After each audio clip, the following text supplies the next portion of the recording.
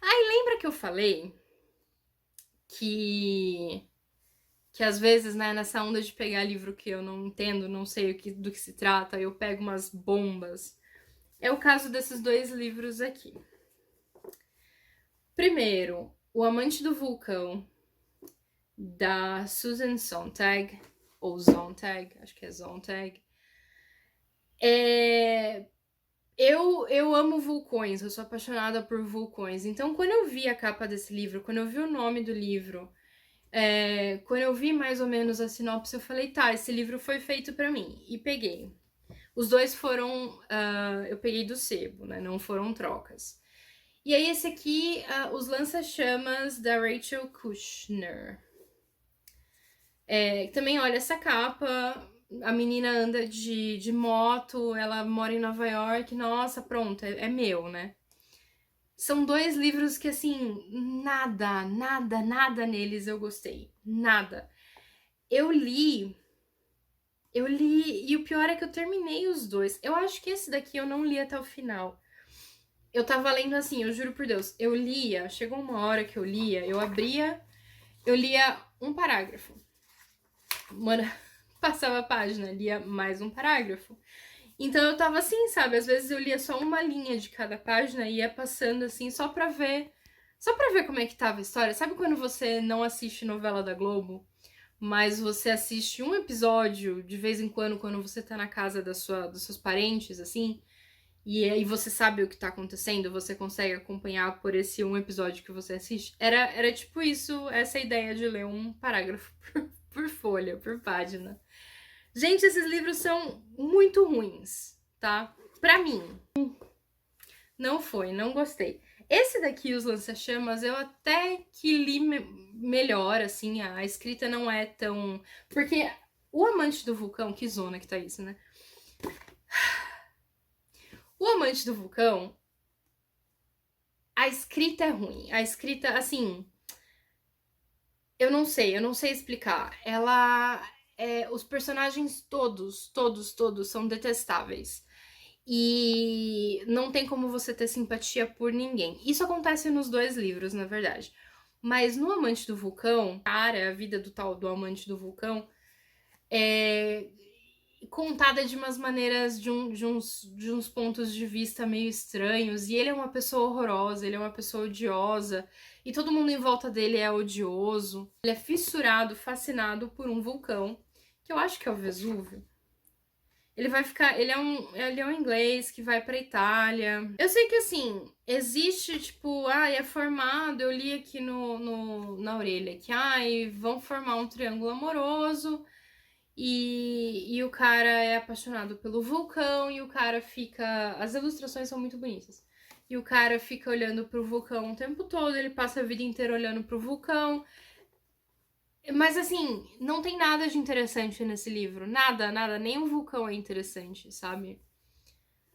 Não.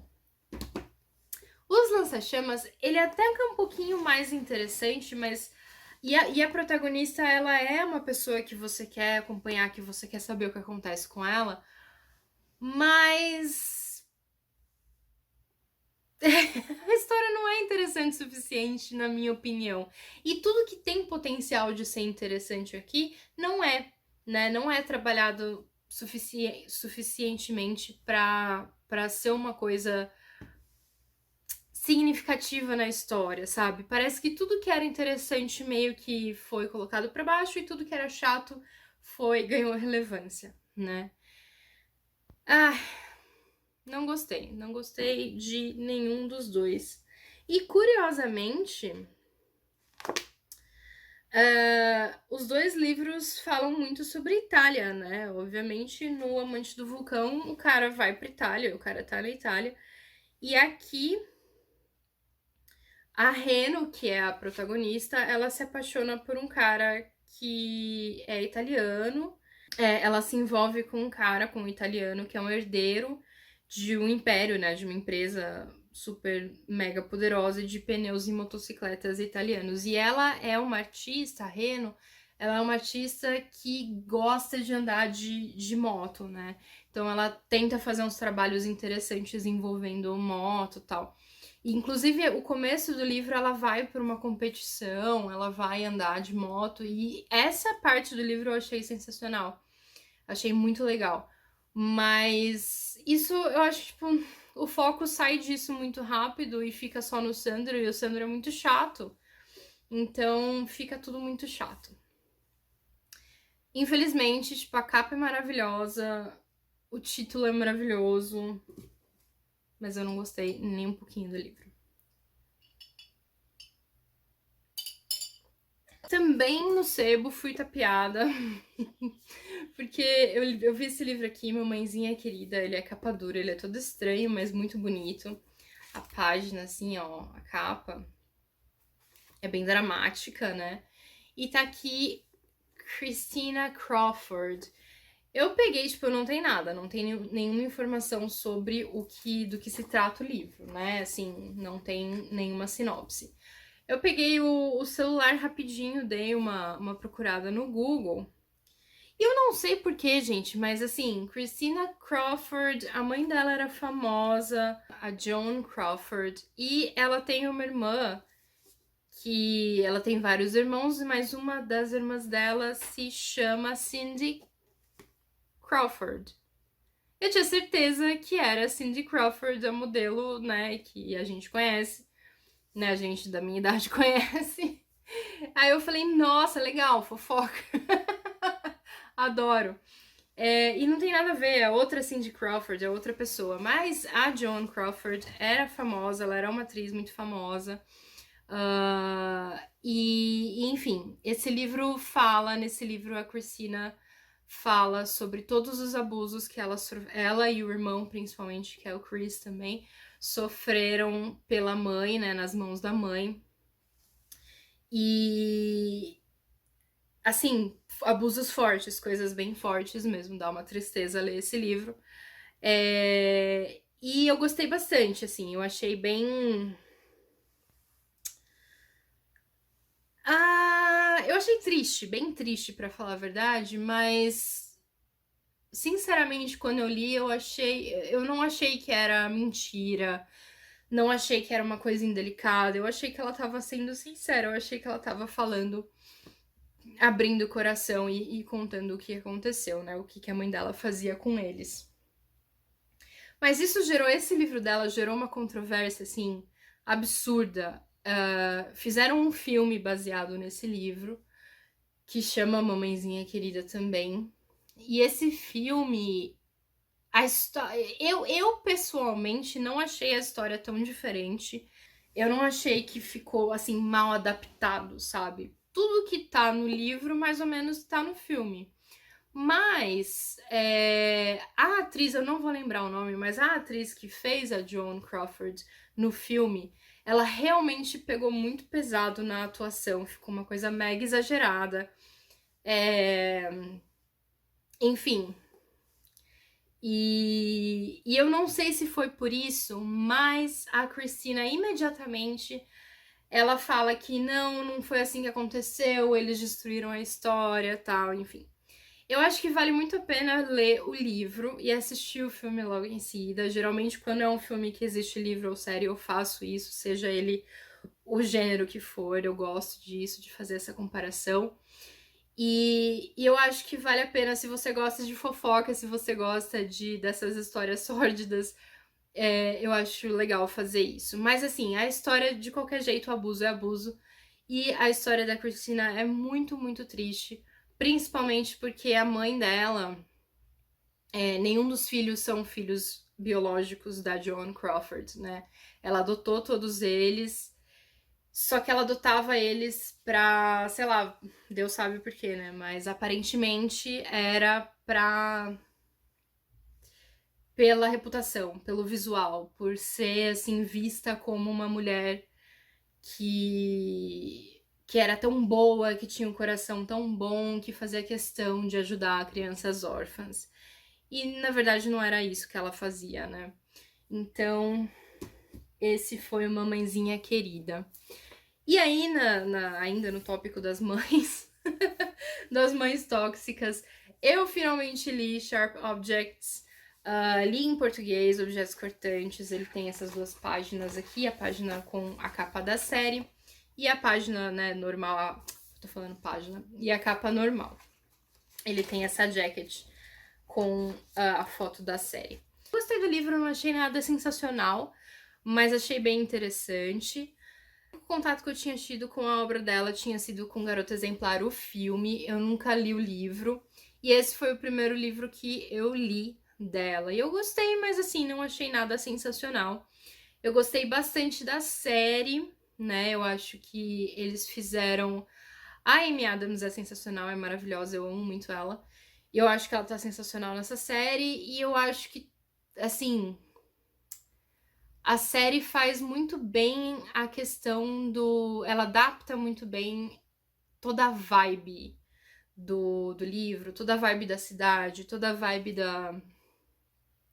Aquela coisa meio asquerosa daquela cidade, dessa família. Eu achei que a série fez isso muito bem.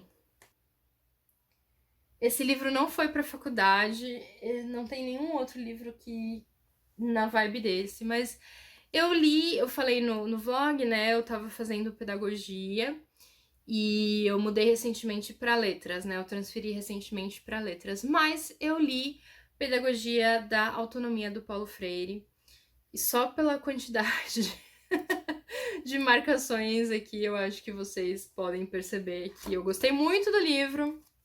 É um livro fininho, mas é um livro que, assim, é bom ler em doses homeopáticas, porque, assim, é um conteúdo sensacional. Eu tenho procurado ler vários livros espíritas para aprofundar os meus estudos. Então eu li A Psicografia Ante os Tribunais, que era um livro que estava na minha lista há muito tempo. Eu achei muito interessante. Esse livro é do Miguel Timpone, ele foi o advogado de defesa, né, da FEB e do Chico, né, porque esse livro conta a história do processo, né, não é uma história, esse livro é extremamente técnico, ele é até um pouco difícil de ler, mas ele fala sobre o processo que a família do Humberto de Campos abriu contra a FEB, a Federação Espírita Brasileira, e o Chico Xavier, quando o Chico começou ou quando a FEB, né, a editora da FEB, começou a publicar os livros que o Chico psicografava e os livros que eram ditados pelo Humberto de Campos, né? Então a família dele começou a contestar isso. E toda a questão, toda a discussão sobre os direitos autorais, né, de um livro psicografado, de quem são os direitos autorais de um livro psicografado. Toda essa questão, ela é muito bem discutida aqui, especificamente sobre esse caso. E eu achei um livro muito bem escrito. É um livro um pouquinho difícil de ler, porque, como eu disse, é um livro que não é... Ele é um livro praticamente técnico, né? Mas tem muita coisa boa aqui dentro e é um livro que acrescentou muito. Então, se você estuda ou está interessado em estudar espiritismo, coloca esse livro, não comece por esse livro, mas coloque esse livro na lista e eventualmente leia-o, porque é muito interessante. E também li essa biografia. Não é exatamente uma biografia, mas é um livro sobre Chico de Francisco, do Adelino da Silveira. Nesse livro aqui, o Adelino vai contar... Ele vai contar coisas que aconteceram, né, quando ele estava na presença do Chico, coisas que ele presenciou, conversas que ele teve com o Chico. Que era, né, imagina... conversar com o Chico, ter conversado, ter estado na presença de Chico Xavier deve ter sido muito bom. Então, esse livro é muito gostosinho de ler também. Não é exatamente uma biografia, mas vale muito a pena ler também. Muito bem. Só porque eu falei sobre espiritismo, eu vou passar esse livro aqui na frente. Peraí. Eu vou passar esse livro na frente, porque Como eu disse, eu tô estudando muito espiritismo e ultimamente, eu tenho estudado muito e eu tenho ido mais pra linha é, da psicanálise com Joana de Ângeles, né? Então, eu tô lendo muito Joana, eu tô. Na verdade, lendo não, é mentira. Eu não comecei a ler Joana ainda, mas eu tô assistindo várias aulas, eu tô fazendo vários cursos sobre a psicologia de Joana de Ângeles. E o primeiro livro dela da série psicológica tá ali para eu começar a ler. Então toda essa questão de Jung, do que Joana traz, o que Jung trouxe com o trabalho dele, eu tenho estudado muito isso e eu peguei esse livro aqui que tava na minha lista faz tempo para ler justo agora. E não fazia ideia de que, meu Deus, de que a Clarissa Pinkola Estés, não sei se assim se pronuncia, eu não fazia ideia de que ela era psicanalista e de que esse livro era justamente sobre arquétipos. A hora que eu abri, que eu peguei esse livro, que eu comecei a ler, eu fiquei maravilhada. Então, Mulheres que Correm com os Lobos foi um livro extremamente favoritado. Eu terminei ele recentemente. Só para vocês terem ideia, olha o tanto de marcação que eu fiz. Eu não coloquei nenhum post-it, nada, mas eu fui dobrando as orelhas das páginas. Eu acho que metade do livro tá dobrado aqui, olha isso. Assim, esse livro foi maravilhoso de ler. Foi um prazer inigualável ler esse livro. E eu recomendo, obviamente, para todas as mulheres lerem e para os homens também. Assim, a hora que eu vi aqui que ela trabalha com as histórias, todos os contos, os mitos que ela trabalha nesse livro são a partir, né, do ponto de vista dela, de psicanálise e fazendo toda essa análise de arquétipos e de complexos. Nossa, eu fiquei, assim, de queixo caído. Leitura extremamente obrigatória a todo mundo, principalmente a mulheres. Antes de falar de Stephen King, eu quero falar sobre esse livro aqui, Red Hill, da Jamie Maguire. Eu não faço a mínima ideia, não fazia a mínima ideia de quem era Jamie Maguire, ainda não faço, pra ser sincera. Mas pela pesquisa que eu fiz, pelo pouco que eu pesquisei, ela é uma autora igual a Colleen Hoover, assim, né? No mesmo estilo da Colleen Hoover, eu imagino, pelo que eu ouvi. Mas ela escreveu esse livro aqui, que é tipo um livro normal de romance, só que ele se passa durante um apocalipse zumbi. Eu achei muito engraçado, eu achei uma coisa muito inusitada, eu fiquei curiosa para ver sobre o que se tratava, então eu peguei esse livro para ler. Ele foi uma troca do Scooby, e assim como a maioria das minhas leituras, né, eu só dei uma pesquisada básica no que se tratava antes de falar assim, quero trocar, e de começar a ler. Então, esse livro, ele é tipo. Ele é muito guilty pleasure. Ele foi muito guilty pleasure, assim, porque ele conta histórias sobre vários pontos de vista, né? E aqui ele tá falando da Scarlett, que é uma mãe de duas filhas. Ela é enfermeira, se eu não me engano, e o apocalipse zumbi começa. Ela tá sozinha, ela teria, né? Ela tenta, o livro inteiro é ela tentando encontrar as filhas dela.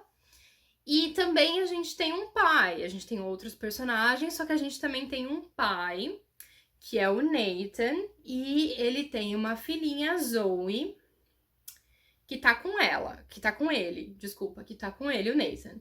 A Scarlett tá sem as filhas, tá querendo encontrar as filhas, e o Nathan tá com a filha dele. Então, durante o livro, eles vão, cada um, né, vivendo a sua linha, a sua vida, tentando sobreviver ali, até que, enfim, eles se encontram e formam o grupo tal de sobreviventes.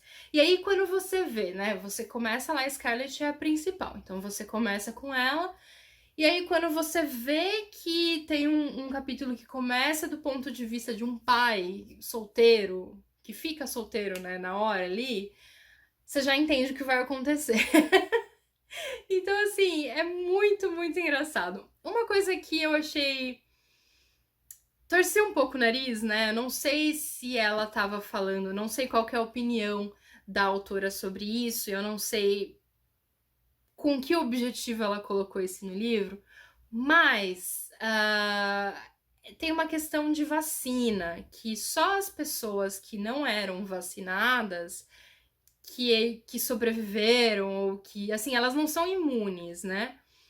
Pelo que eu lembro, elas não são imunes. Mas as pessoas vacinadas, eu não lembro qual a vacina específica, mas as pessoas vacinadas são as que são as primeiras a se tornarem zumbis. E aí tem uma discussão, assim, que os personagens ficam, a própria Scarlett fica, eu não sou vacinada, então eu tô salva.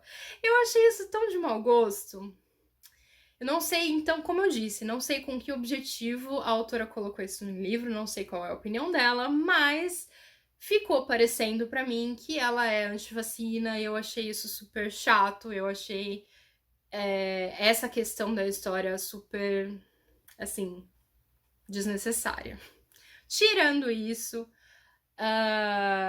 e guardadas as devidas proporções aqui, esse livro é bem bacana. É um bom jeito de passar uma tarde, né? Lendo essa história. E agora falando sobre Stephen King. Eu tô aqui na frente da minha estante de Stephen King. E esse ano, depois eu vou fazer um vídeo só sobre isso. Vários vídeos pretendo fazer. Mas esse ano era o ano de eu ler os livros gêmeos, né? Que é o Desperation e o Regulators. E eu vou colocar aqui, mas eu falo livros gêmeos porque eles. As capas são gêmeas, as capas são maravilhosas, as capas das primeiras edições, né? E o King lançou. Eles foram lançados no mesmo dia, numa jogada assim de gênio deles. Eles foram lançados no mesmo dia. O Desperation saiu com o nome, né, do Stephen King mesmo, e o Regulator saiu com o nome do Bachman, que era o pseudônimo do King. E os livros são espelhos, mais ou menos, um do outro. Eu vou discutir mais sobre isso, eventualmente, quando eu falar sobre Stephen King. Mas, quando eu fizer um vídeo, né, só sobre isso. Mas, eu queria falar sobre as capas gêmeas, porque são as capas das primeiras edições, né, dos livros. E elas são muito caras. Hoje em dia, se você for procurar, elas são muito, muito, muito, muito caras. E eu, procurando, eu achei na estante virtual, eu achei a primeira edição, ela é da Vikings, né, da editora Vikings. Eu falei, eu acho que eu achei, tá barato, eu não tô acreditando nisso, e comprei. E aí chegou isso aqui. O livro realmente, primeira edição da Vikings, mas ele tá sem a jacket, ele tá sem a capa. Ai, Mônica, como você é tonta, né? Enfim, e aí esse foi Desperation, um livro que pode muito bem ser um tijolo, mas que eu li super rápido, porque ele é super rápido de ler. A letra é bem, tipo, a letra é grande, é bem facinho de ler, a diagramação é boa, o espaçamento é bom, né, enfim. E aí eu li Regulators aqui, normal, pocketzinho, paperbook, normal. Regulators, né, não sei se eu falei Desperation, mas Regulators. E, cara, eu não gostei. Eu gostei. Sei lá, eu gostei de Desperation. Eu não gostei de Regulators. O tanto que eu achava que eu ia gostar, mas no geral eu achei que foi, tipo, foi um combo, uma mistura interessante pro King. Eu achei legal pra época ele ter feito isso, mas no fim das contas, não foi pra mim. Não gostei. E eu sei que a maioria das pessoas não gosta também desses dois livros. Então, Desperation eu assisti, eu li, depois eu fui assistir o filme, né? Como eu sempre faço. Eu achei super interessante a discussão que ele traz no Desperation sobre Deus, sobre a existência de Deus e sobre fé. Eu achei isso bem legal. E aí no Regulators ele vem e ele destrói tudo isso. Então eu acho que é um contraste muito interessante que ele fez. Regulators é bom. Olha, Regulators é bom porque tipo, é aquele filme, é aquele livro bem trashzão, assim, que você quer, sabe, você só quer ver sangue jorrar tal. E tem muito sangue jorrando aqui, então é legal. Mas, tipo, saindo de Desperation, que eu achei que foi um livro tão delicado, uma discussão tão delicada que ele fez sobre Deus, sobre fé, sabe? E o King gosta de falar muito sobre fé. E aquilo eu achei, tipo, a coisa mais interessante de Desperation pra mim foi aquilo. E aí ele pega e me vem com esse e corta o clima totalmente. Então eu não gostei muito. Mas esses foram os que eu li esse ano. Infelizmente, só li esses dois por enquanto. O próximo vai ser uma releitura do Wizard and Glass, o quarto volume da Torre Negra. Tá ali na minha mesa para eu começar também. Eu acho que eu consigo até o final do ano. Mas, assim, né, quando eu ler, eu venho aqui falar com vocês. Mas eu vou fazer muito muito filme sobre, gente, muito vídeo sobre o Stephen King. Então, se você gosta, aguarde que vem aí, né?